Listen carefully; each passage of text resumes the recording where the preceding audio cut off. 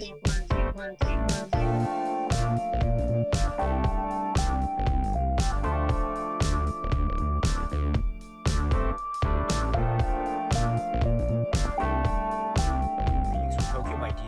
friends, this is Daisuke, and I very much hope that this video finds you well and in very good spirits wherever you are in the world. And today, if you don't mind, I would very much like to continue on with the 31 days of cop films and gangster films from the year 1970 to the present day. And it is my hope that this can afford us, you and I, with the opportunity to talk about as many films as possible over the course of these 31 days in the context of these genres respectively. And for that purpose, or in that spirit today, and specifically this video, or for this video, I would very much like to talk to you about a film which I think can be said to be very confidently resting within the genre of the cop film or the police film, although, like I think we've seen with many a past example in this 31 days discussion project, I think we have seen that maybe some of the films that we have discussed in the context of one genre could also be said to have connections in the other genre. So I think this could be the case for this film as well, because it is a film that is about police officers on that side of the law enforcement, and also various levels of law enforcement. But at the same time, it does deal with crime. It does deal with gang or mob connections. It does deal with various unsavory elements of that type of story, the unsavory or unsavory, and perhaps that unsavory element could be said also to be existing in the context of the characters that we meet on the other side of the law, so the law enforcement side. So this is therefore a story that is also about the potential of police corruption and the sweep and breadth and scope of such police corruption that spans years, perhaps even decades, and goes towards at the very heart of what could be said to be a type of moral or amoral morass or rot that is at the very heart of the story and place against which the story takes place. And the context or setting or environment is Los Angeles, or to be specific, 1950s Los Angeles. And this is a work about police officers and corruption and tests of loyalty and mysteries and crimes and trying to find the truth, even if the truth is not what one thinks it is, and so much more. I am speaking of a work that is described as having been released in the year 1997.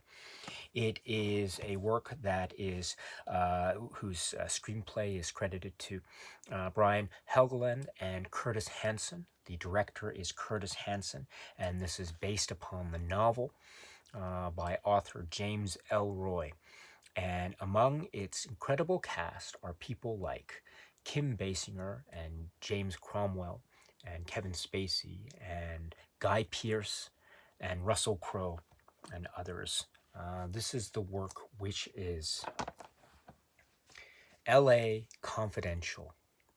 L.A. Confidential is a sweeping, epic crime saga film about police. It has elements of the police and the police procedural and investigations and mysteries and murder, and also the intrigue of politics, and also the seedy underbelly of that world, or those worlds, also embroiled in that with the mix of 50s Hollywood and the flair and how all of it's connected, also the mob and crime, and also going back to the central characters, which are, for the most part anyway, found on the law enforcement side of the equation, so the police officers. And one can say too that we have at the center of this intriguing story, again with various levels, both in terms of time and space operating at once, a type of epic crime film to the max. We have characters of the Guy Pearce characters played by Guy Pearce and Russell Crowe and Kevin Spacey, respectively. So we have Ed Exley and Bud White and Jack Vincennes, and we have that's a great. And we have other characters that we meet that form a type of mystery plot or elements of a sweeping backdrop of a mystery. Kim Basinger's character, Danny Vito's character, and also how many other characters that we meet might or might not have a significant role to play in the overall very complex House of Cards epic crime sweep that this film, LA Confidential, and its story, or I should say stories, because there's so many interlinking stories going on, what this film and cinema crime saga entertainment presents to us, the viewers. So there is so much afoot in this film and the story, and so many details going on. I love how it's paced. It feels like, on the one hand, it feels so well paced and so balanced in terms of all the various plot points, almost in an episodic nature, that are covered, and the time and the sweep that's covered, and also the scope of character arcs and dynamics that are covered. I really love that. It covers so much, and yet at the same time, it feels so great as a feature-length film. And so this, I think, operates so well as a form of cinematic entertainment, as well as this great example of a police crime saga to the max, which also has, as I say, this episodic nature about it. And I think those episodic, that nature of it being episodic can also be said, it's like, it's not just one episode at a time. It also feels like it has multiple episodes going on at once, and they all link together in this web, in this complex, hazy, foggy web of mystery and corruption and, as I say, moral rot, with this centerpiece of Los Angeles, 50s Los Angeles, and all that entails at the very heart of it. So the soul, or the corruptible soul, as it were, as exemplified through the metaphor of, or the metaphor of that city, and also exemplified directly in the plot details of these, as I say, various subplots that are going on, seemingly, perhaps, in a lot of cases, all at once at the same time. And we are confronted with various scenarios where there might be differences in the allies and loyalties. Loyalties are tested. Maybe there are enemies who end up becoming allies, and then they become enemies again. Maybe there are shifting allegiances. There are hidden agendas.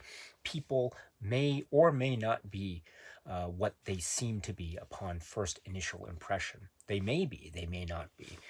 There is this idea, too, of the police procedural aspect, going by the book, or bending the rules, or perhaps in the case of bending the rules so much that perhaps they even break, depending on which characters we are dealing with. And that is a fascinating thing, too, about this, because of the way in which this film and the story is able so brilliantly to focus in on each character or each subplot or subplot, we can also get a sense of the sprawling epic nature. We focus on a character, but we also focus on another character and focus on another character. And each character, in his or her own way, might be said to be at a varying degree of the arrow pointing towards type of maybe be able to maintain a sense of moral high ground, or maybe leaning towards the pole or the sense of corruptibility. And so, or maybe there is a type of gray area that is also part of each character's character arc, and also depending on when we find that particular character at that particular character arc. And indeed, those turns of, say, turns from, acts of heroism to acts of villainy, and vice versa, and the choices that are had by each character that we see engaged in that type of battle for the soul.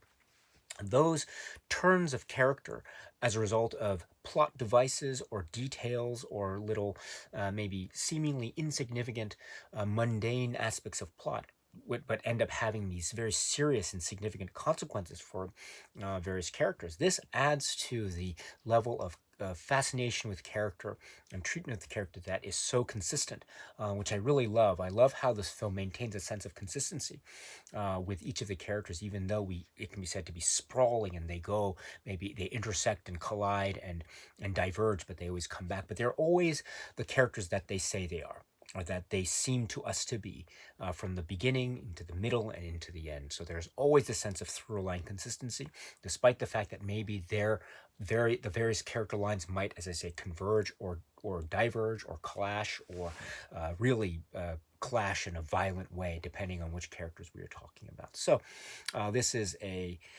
sprawling epic. It also has that feel of 90s noir, and it captures the period so well, the 50s period, 50s era, while being, it harkens back to the Los Angeles of the day, and also dealing with elements of Hollywood. And so there are maybe what might be said to be perhaps even certain Hollywood-related in-jokes of the sort, but that plays into the smooth, jazzy atmosphere of the film, while, as I say, also highlighting the indelible and quite deep-rooted sense of corruptibility, both on a political level, on the police level, and then also on the personal level. But at the same time, it is not all bleak. There are possibilities, or there are rays of sunshine, or rays of hope that do emerge, and those emerge in the form of the ways in which characters try their best to maintain a sense of fidelity to themselves and to those people around them. That's not true for all the characters, that's for sure, at least most that we meet, but it is true, or it could be said to be true, for some of the characters, some of the core main characters that we meet. And it's this challenge of how characters who try to maintain true to themselves, how they are able to succeed or fail, depending on these various external factors and external circumstances that the plot makes them confront, over the course of the running time of this film. So this is one of the fascinating aspects of this. And in this spirit, I think we have the really compelling performances that each has its own, say, tenor or own sense or sensibility, depending on the characterizations, of course. But there's a varying style, shall we say, of performance and approach to character that I think add also to the great sense of balance and variety to the situations. I mentioned, for example, Kim Basinger and her performance, a really, really important performance, both in terms of plot and also in terms of the moral quandary or explorations of morality and salvation, with regard to her character and also to the characters that she encounters with. For example, the character played by Russell Crowe, the Bud White character, and how he figures into, in his own way, his own sense of justice and righteousness, and how he expresses that very, very physically, but perhaps that might lead to other ways in which he will be able to make a difference. Again, will he be able to do so or not? Again, it depends on how the story flows to its ultimate inexorable conclusion. And then there are other characters as well. Ed Exley, the Guy Pearce character, how he represents seemingly a different side or different approach to law enforcement than, say, the Bud White character. And that differing approach might be said also to be quite antithetical indeed, almost to the point of being totally at odds.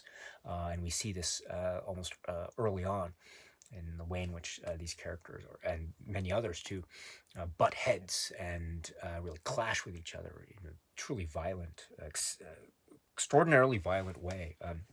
But at the same time, we see too the plot threads and character threads.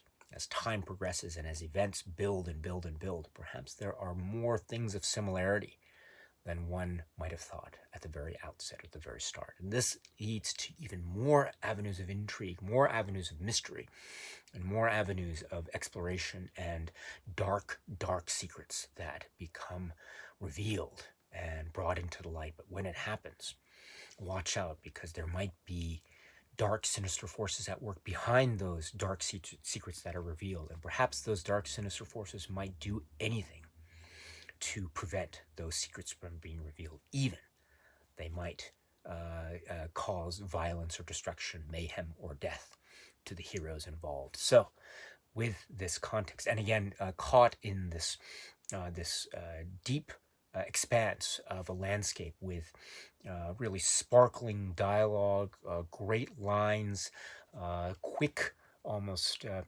quick-paced action, and almost parallelisms, and the words and the feel and the atmosphere is electric.